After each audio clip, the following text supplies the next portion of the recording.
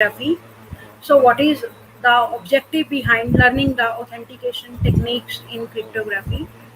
That is, you will learn various authentication techniques that could be Kerberos, X.509, or email security.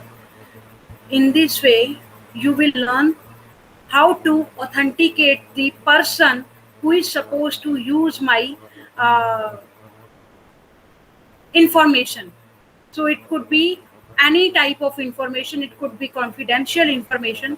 So you are supposed to first authenticate that person so that after authentication he is supposed to use that information. So in the same manner, we are presented with various techniques that we are going to use in authentication schemes. So there are many techniques that are available in cryptography. First, we are going to talk about Kerberos. So what is Kerberos? We are supposed to have a look at the same.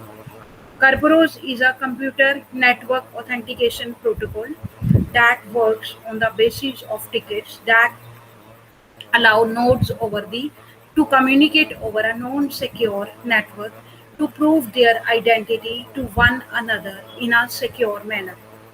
So Kerberos basically is a protocol that is concerned with various messages that are protected against eavesdropping and replay attack. So eavesdropping and replay attack are the terms that have been recently discussed in the previous lecture. So I am going to discuss in detail about Kerberos. What is basically Kerberos? What is basically for Kerberos? What is the function behind the same? Today, I am going to discuss about this technique, or I can say this slide only. So this is my main slide that I am going to discuss in detail today. What is client authentication to the AS? What is client? What is KDC? That is key distribution center that is being used here. What is address? What is validity? What is message A? What is message B? What is authentication server?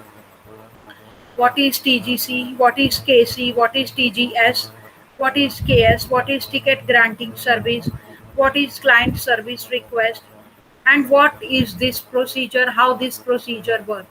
Today I am going to just explain about this procedure only. So let's start with this process. What is Kerberos? Basically, what is Kerberos? So we are supposed to discuss the same. So we have already come across the application that Kerberos is a protocol that is used as a authentication server. That is used as a authentication server. So Kerberos is built on the symmetric key cryptography. Now, what is symmetric key cryptography? Symmetric key cryptography in which one key is used to encrypt and decrypt the data at both sender and receiver side. So that is what symmetric key encryption is, and it requires trusted third party. What is trusted third party? That is TTP. It is an entity which facilitates interaction between two parties who both trust the third party. Which facilitates the interaction between two parties who trust the third party. So the third party reviews all critical transaction communication between parties based on the ease of creating fraudulent digital content in the TTP. So it can optionally use public key cryptography during certain phases of authentication. So Kerberos use UDP port 88 by default. Today I am going to tell you one clear concept.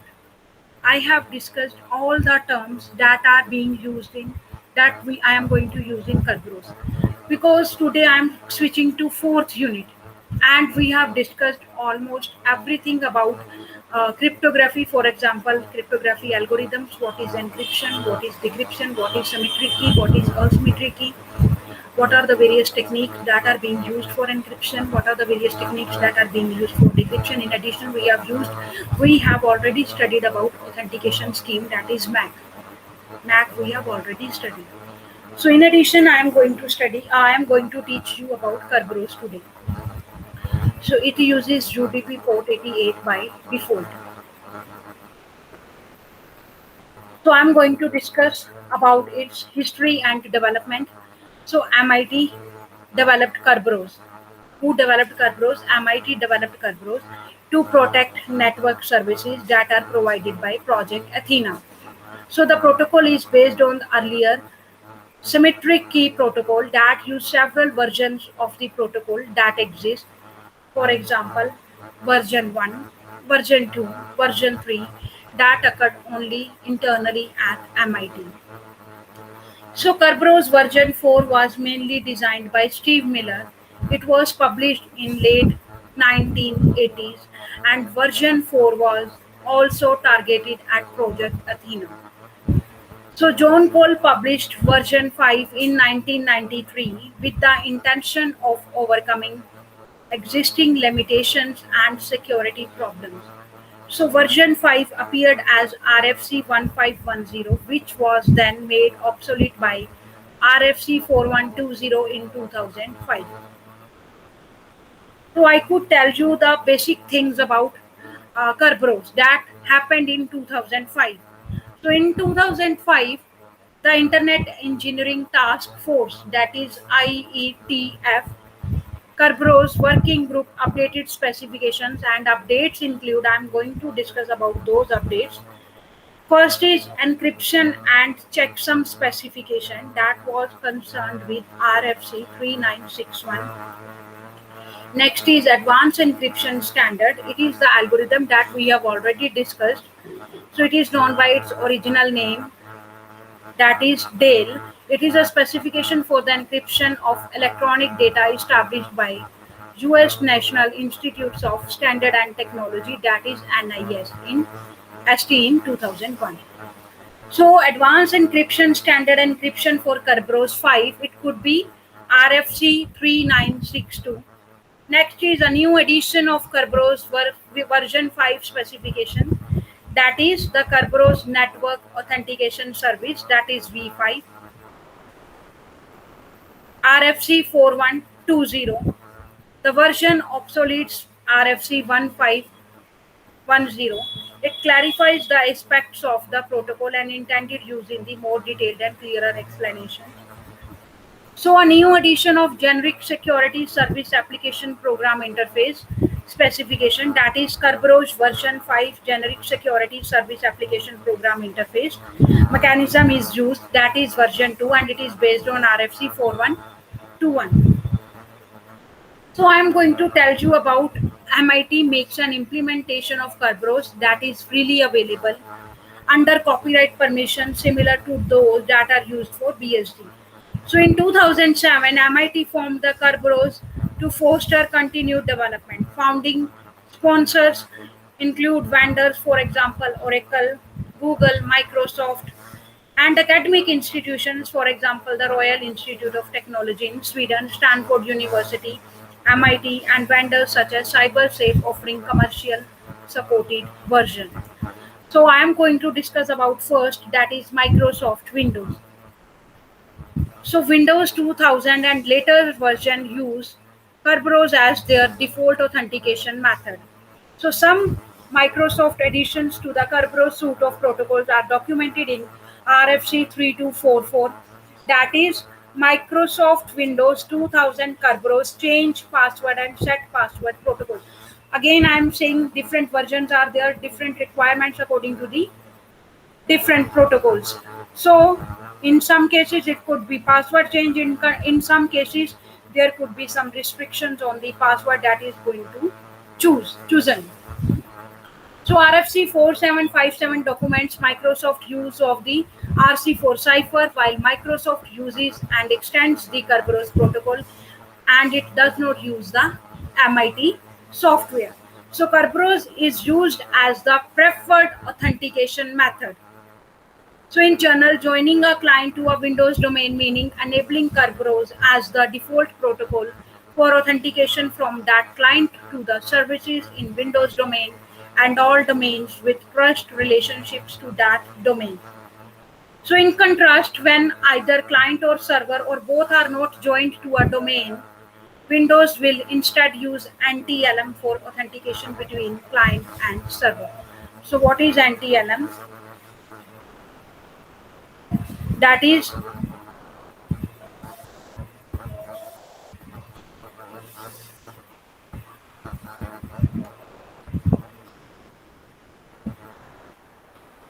so what is anti-LN? It could be anti-LAN manager. Now, what is anti? It could be new technology LAN manager. So it is concerned with Microsoft security protocols that are intended to provide authentication, integrity, and confidentiality to users. So next I am going to discuss about the protocol that is being discussed here or depicted here. Before discussing about the protocol, I am going to discuss about Unix and other operating systems. So many operating systems like Unix, including FreeBSD, OpenBSD, Apple, Mac, Red Hat, Linux, Oracle, and any other, include software for Kerberos authentications of users and services, and a variety of non-Linux or non-Unix like operating systems. For example, OpenVMS also feature Kerberos support, embedded implementation of the Kerberos authentication protocol for client agents and network services running on embedded platform. It is also available from companies.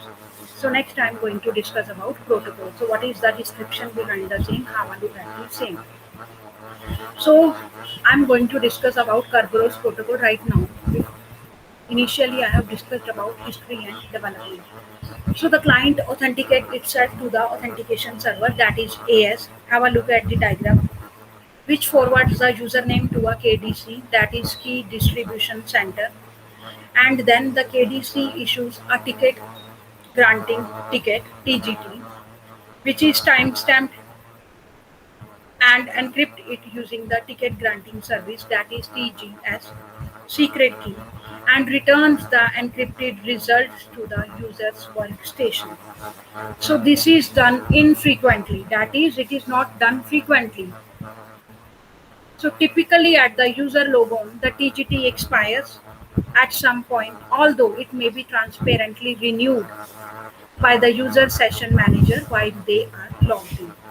But when the client needs to communicate with the service on another node, that is a principal in Kerberos, then the client sends the TGT to TGS, which usually shares the same host as the KDC. The service must have already been registered with the TGS with a service principal name, that is SPN, and the client uses the SPN to request access to this service, and after verifying that the TGT is valid and that the user is permitted to access the requested service, the TGS issued ticket and session keys to the client. So the client then sends the ticket to the service server, that is SS, along with its service request. So the protocol could be described on the behalf of the client and on the behalf of the user, user and client. So user client based login without Kerberos. So it is associated with two main points. So what is the first? That is, a user enters a username and password on the client machine. In addition, other credential mechanisms like RFC4556 allow for the use of public keys in place of the password. So the client transforms the password into the key of a symmetric cipher. So this either uses the built-in key scheduling or a one-way hash depending on the cipher suite that is being used. So the second point of concern is the server receives the username and symmetric cipher and compare it with the data from database. Login was a success if the cipher matches the cipher that is stored for the user. So next I am going to discuss about client authentication, in which there are two steps. The first is client sends a clear text message. Clear text means to say plain text of the user ID to the AS, that is authentication server, requesting services on the behalf of the user. Now you are supposed to note one main point, that is Neither the secret key nor the password is sent to the AS. Again, I am repeating. Neither the secret key nor the password is sent to the AS. So the second main point of concern is the AS checks to see if the client is in its database, because if it is in its database, then AS generates the secret key by hashing the password of the user found at the database. For example, any Active Directory in the Windows server. And it sent back the following message to the clients. It could be message number one, it could be message number two, or it could be interpreted as message A or message B. So, what is message A? Client TGS session key encrypted using the secret key of the client or the user. Message B, that is concerned with TGT process, that is ticket granting ticket, which will include various steps, that is client ID, client network address, ticket validity period, and the client TGS session key encrypted using the secret key of the TGS. Now, third point of authentication in client authentication process is once the client receive messages A and B, because we have already discussed about message A and message B. Once the client receives message A and message B, it attempts to decrypt the message A with the secret key generated from the password entered by the user. So if the user entered password does not match the password in the AS database, authentication server database, then the client's secret key will be different and thus unable to decrypt the message. Then A, with a valid password and secret key, the client decrypt message A to obtain the client TGS session key, and session key is used for further communication with the TGS.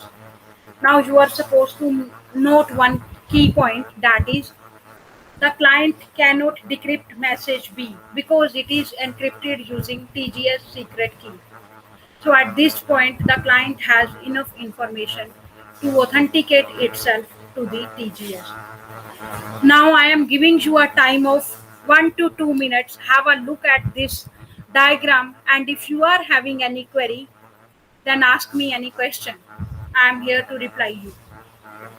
Just have a look at the diagram.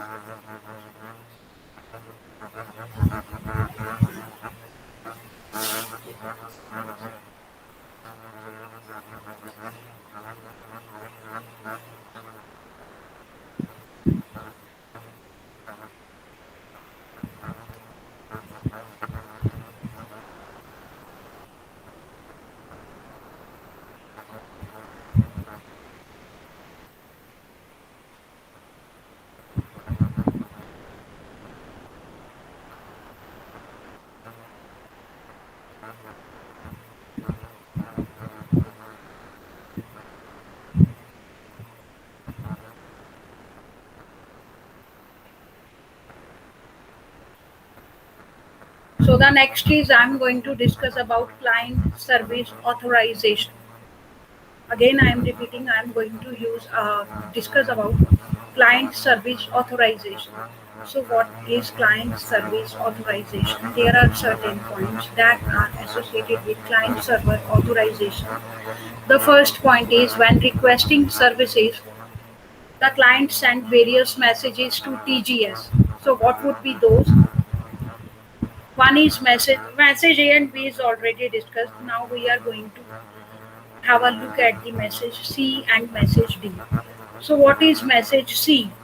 It is composed of the message B, that is the encrypted TGT using the TGS secret key and the ID of the requested service. Second is message D, that is authenticator basically, which, which is composed of the client ID and the timestamp, encrypted using the client TGS session key.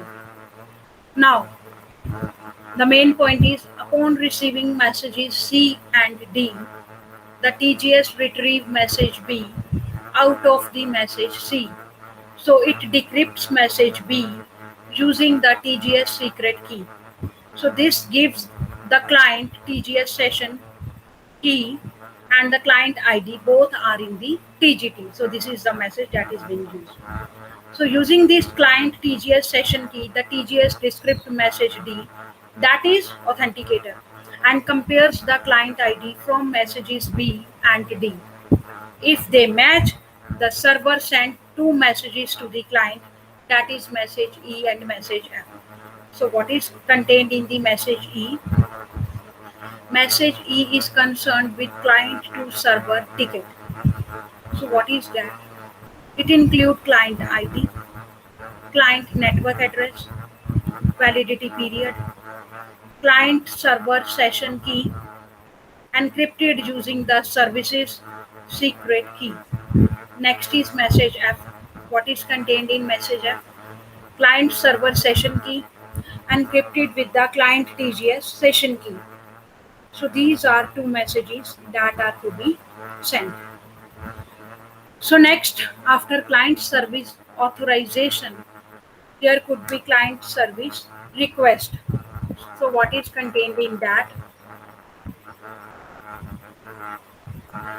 Upon receiving messages E and F from TGS, the client has enough information to authenticate itself to the service server, that is SS. Then the client connects to the SS and sends the following two messages, that is, it could be message E and it could be message G.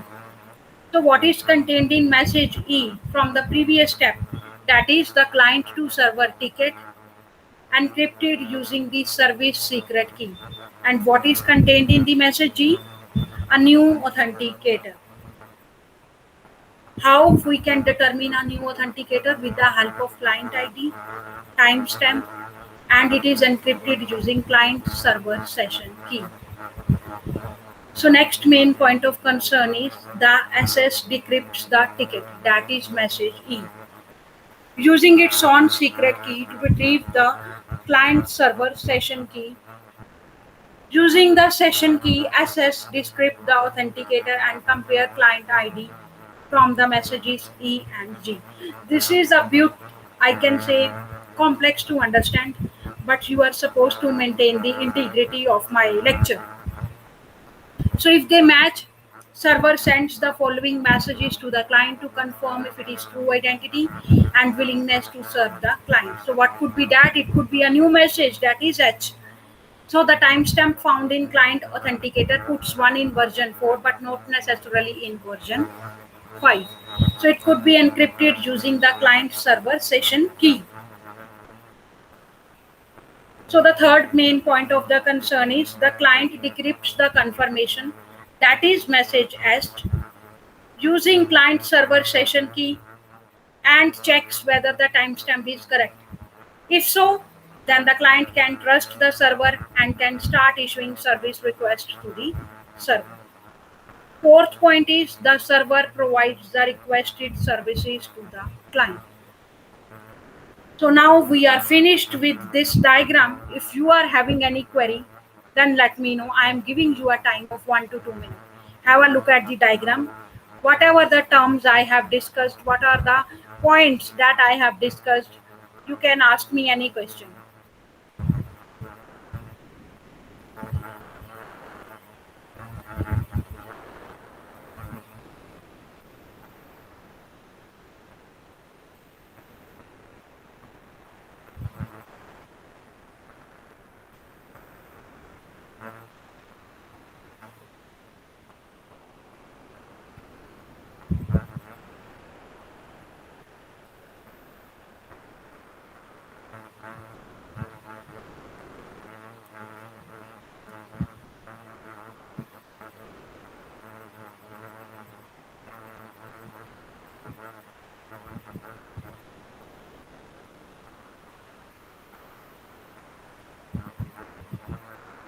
So next is I am going to discuss about drawbacks and limitations of Kerberos. So what are those? Have a look at the same. What would be the limitations? What would be the drawbacks of Kerberos? You could have imagined while discussing the same. So Kerberos has strict time requirement. So that is main issue. It means that the clock of the involved host must be synchronized within the configured limit. That is, the tickets have a time availability period, and if the host clock is not synchronized with the Kerberos server clock, the authentication will fail. So the default configuration parameter requires that the clock time needs be no more than 5 minutes apart. Clock time should not be more than 5 minutes apart. So in practice, network time protocol. So what is network time protocol? It is a networking protocol for clock synchronization between computer system and over packet switched variable latency data network. So it is on operation since before 1985, and it is one of the oldest internet protocol in current use. So it is used to keep the host clock synchronized. So note that some servers, for example Microsoft implementation being one of them, may return a KRB underscore AP underscore error underscore skew result containing the encrypted server time in case both clocks have an offset greater than the configured maximum value. So in that case, the client could retry by calculating the time using the provided server time to find the offset. So if you want to have a look at the same behavior, it is documented in RFC 4430. Have a look at the same. So next is the administration protocol is not standardized. Administration protocol is not standardized and it differs between server implementation. For example, password changes are described in RFC 3244. So third is, in case of symmetric cryptography adoption, Kerberos can work using symmetric or asymmetric, that is public key cryptography, because all the authentications are controlled by a centralized key distribution center. So what is key distribution center? It is a part of the crypto system that is intended to reduce the risk that are inherent in exchanging keys. So it often operates in system within which some users may have permission to use certain services at some time and other not at the others. So KDC comprises of this authentication infrastructure. It will allow an attacker to impersonate any user. So next is each network service which requires a different host name will need its own set of Kerberos keys. This complicates virtual hosting and clusters. So next is Kerberos requires user accounts and services to have a trusted relationship to the Kerberos token server. Last is the required client trust makes creating staged environments, for example, separate domains for test environment, pre-production environment, and production environment. Difficult either domain trust relationships need to be created that prevents a strict separation of environment domains or additional user clients that are needed to be provided for each environment. So next is the main point, that is vulnerabilities. So what is vulnerability in Kerberos? If I am going to discuss about the same, that is data encryption standard. It is an algorithm in which there are various rounds, 16 rounds are there, and we have implemented the same in lectures few days ago. So it is the cipher that can be used in combination with Kerberos, but it is no longer an internet standard because it is weak. That is why AES is recommended.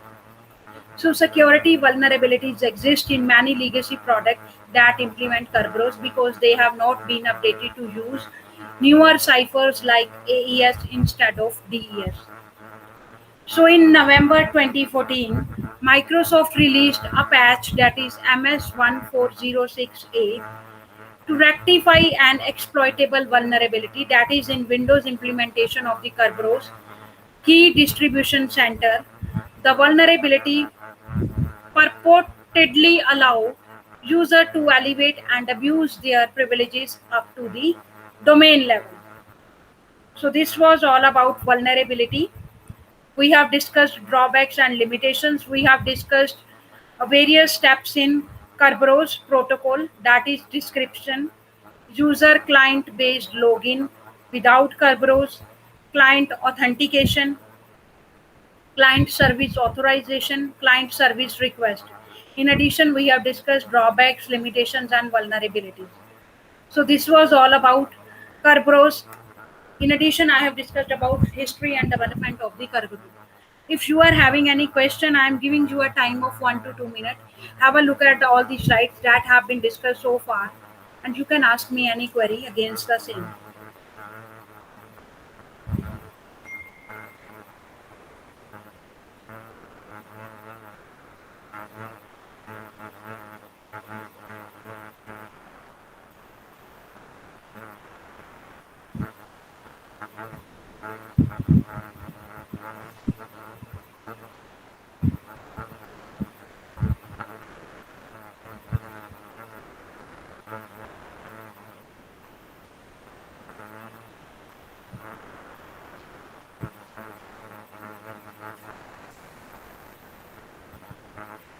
So next is I am going to discuss about X.509 certificate, that is also authentication certificate. It is also authentication service that is being used for providing authentication. So what is that? It is part of the X.509 directory services. It is issued in 1988, revised in 1993 and 1995. It defines a framework for authentication service using X.500 directory, repository of public key certificates, and it is based on the public key cryptography and digital signatures, and it recommends the use of RSA algorithm that have been discussed already.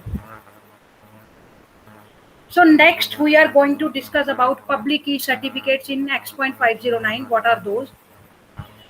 What are main point of concern with public key certificates? It could be associated with user. This is the first point. It could be created by trusted third party. Yes. Certification authority, because it is concerned with the certificate of authority. So next it is placed in directory by CA, that is certificate authority, or by the user. Next is it is a directory service that we are going to discuss. Third is location for certificate access, and it does not create the certificates. So next is we are going to discuss about the format of the certificate, that is X.509 certificate. There are various rules and regulations are there in order to obtain the same, because it is concerned with authentication. So the general format for the certificate, what could be the general format for any certificate? It could be, first point is version, second is serial number. You can take it, the example of certificate in layman form. First is version number, second is serial number, third is signature algorithm identifier, issuer name, and fifth is period of validity. Again, I am repeating 5 steps that are concerned with certificate format. Those are version, serial number, signature algorithm identifier, issuer name, and period of validity. So what is X.509 standard notation? That we are going to discuss basically. So user certificates generated by a CA, that is certificate authority. It uses the various standard notations. It could be CA, where CA is having further conditions that are being set in order to receive the CA.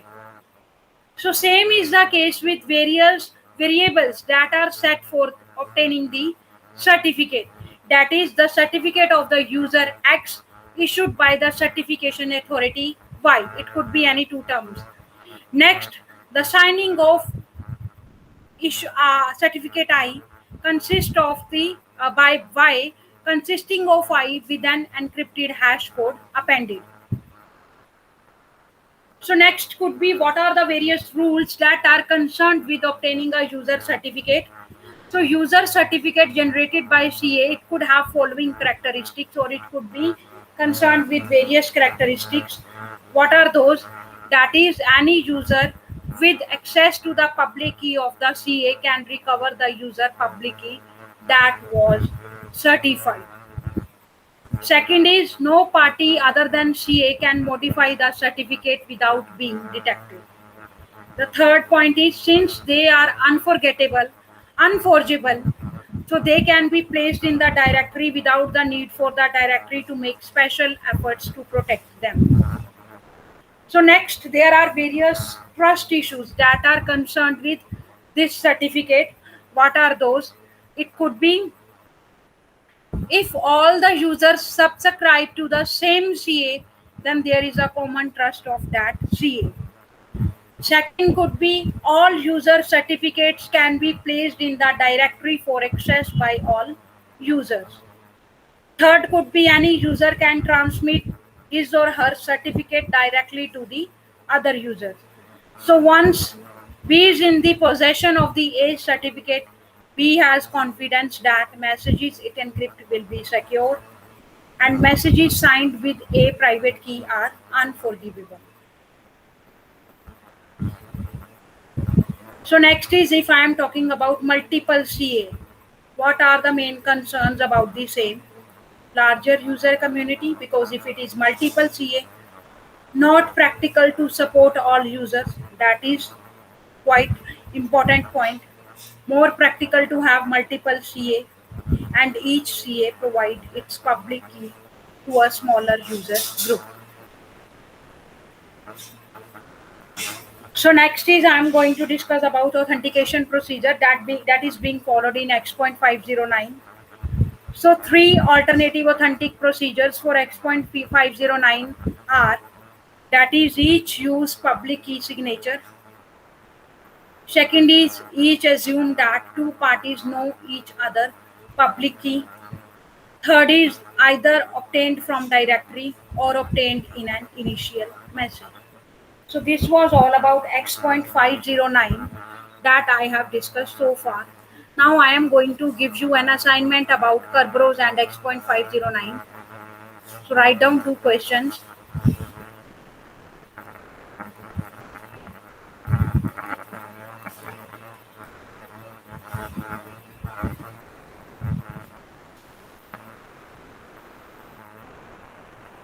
Write down the assignment for Kerberos.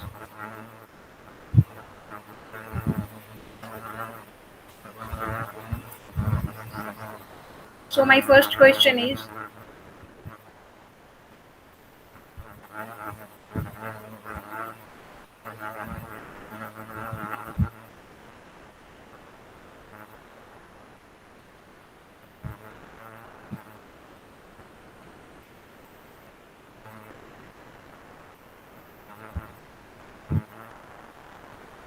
write down first question.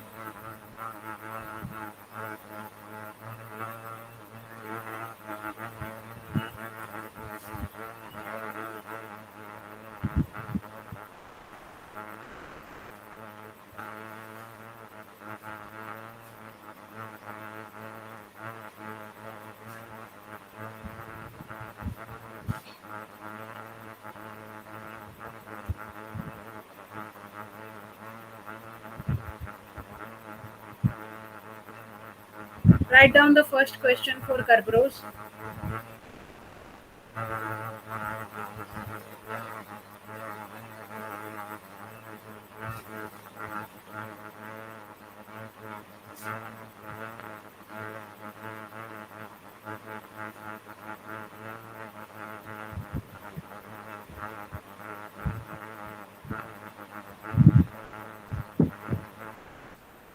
What is the protocol?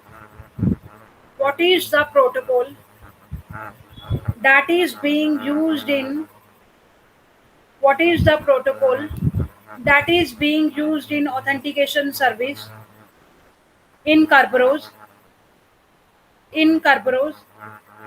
Explain it in detail. Explain it in detail.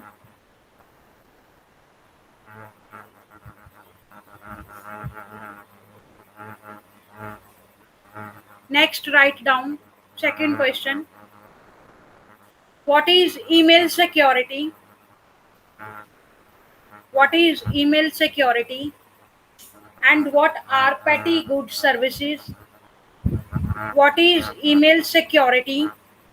And what are petty goods services? So these are the two assignment questions that you are supposed to submit me. I am giving you a time of 1 week. Next week, on next Monday, you are supposed to submit me the assignments. And if you are having any query, you can ask me. I will discuss those two questions with all of you. So this is your assignment and you are supposed to submit me. And 1 week time limit is given. So in addition, if I am talking about X.509 certificate,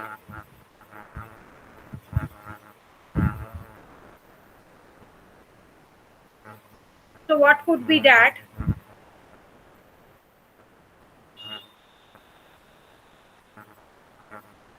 If I am talking about X.509 certificate, then what could be that? So there are certain points that are concerned with X.509 certificate.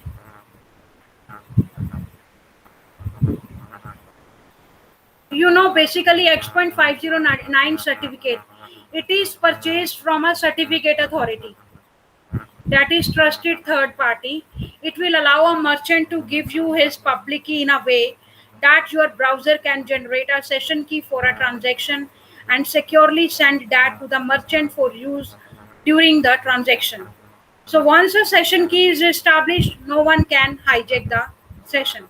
For example, after you enter your credit card information, an intruder cannot change the order and delivery address. So user only needs a browser that can encrypt or decrypt with the appropriate algorithm and generate session keys from truly random numbers. So next is merchant certificate that is available to the public, and it is the only secret key that must be protected. So certificates can be cancelled if the secret key is compromised. So these are the main points about X.509 authentication service. With this, I am winding up my today's lecture. If you are having any query, you can ask me any query. I have already given you assignment about the today's lecture. So if you are having any query, you can ask me. I am giving you a time of 1 minute.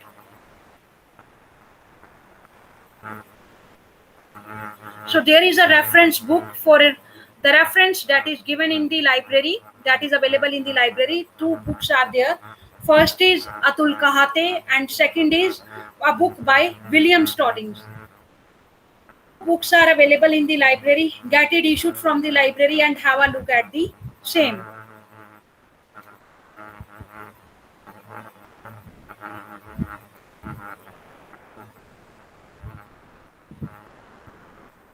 So if you are having any query, you can ask me any question. I am giving you a time.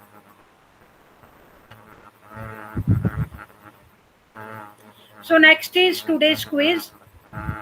This is the quiz that is given. You are supposed to submit me the answers. You are supposed to submit me the answers. Have a look at the quiz. I am scrolling it. Take its snapshot.